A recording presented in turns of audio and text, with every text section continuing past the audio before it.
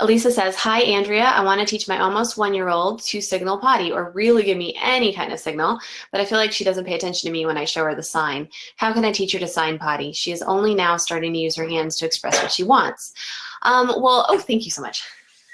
Appreciate it. Everybody take a drink of water together. I was telling everybody here, we should all take water together. Take a break, have some water. All right, so any kind of signal would be very helpful, definitely. Here's my usual thing. Usually what I suggest is,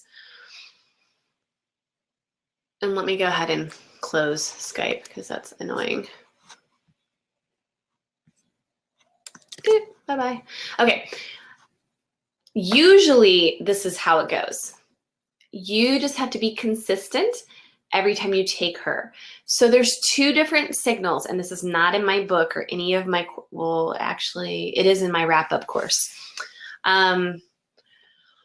When you are when you're taking her, so you're going to be relying on the other 3 ways to know that it's time to potty baby. So you're going to have natural timing, which you can learn through the Getting Back on Track course, or you can learn through downloading my free observation log, or if you have the book, you can also look in there and get to know natural timing. So how often after feeding and after waking does your child need to go?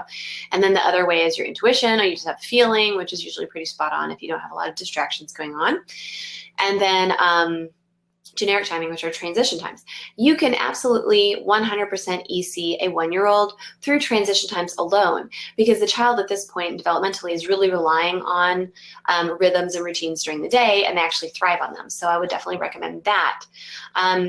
Your child does not need to signal for you to do EC effectively. So that said, teaching her to sign potty or to say potty, so she's now starting to use her hands to express what she wants, that's good.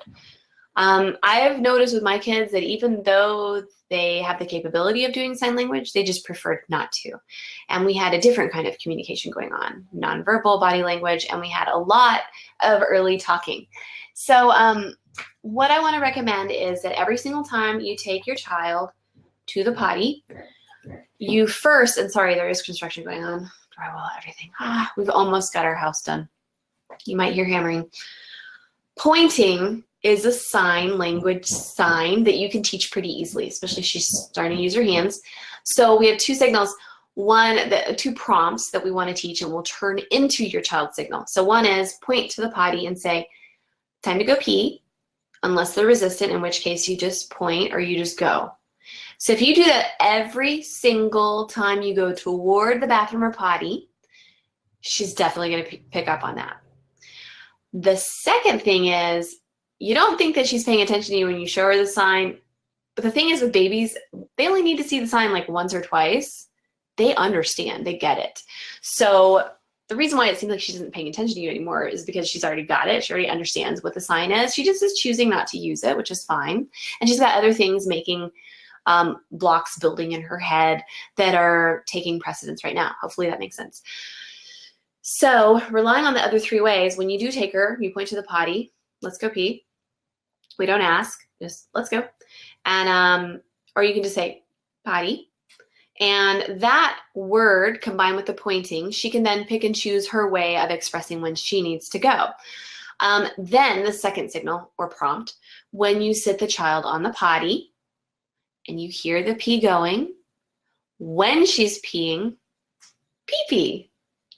It's like you both hear it, she feels it, she knows it, and you go pee-pee.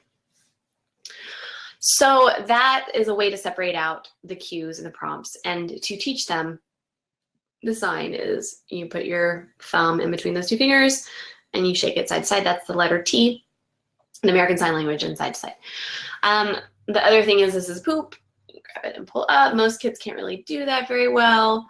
And then the other really great sign is all done. In my board book, we do the all done dance. So there's many different steps to the process. You want to give a sign to each step. So let's go to the bathroom, potty time, whatever your words are. We sit down, don't do any kind of sign or signal, and you're probably overusing it, so just don't do it. And then you hear her peeing or pooping and say, oh, pee-pee, or oh, poo-poo. That's it. And then, are you all done?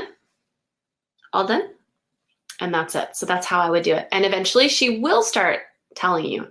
Again, it's a nonlinear process, so just remember that it may not happen in the order that you would like it to, or that you would think is logical, because our toddlers are not necessarily logical because they got a lot going on.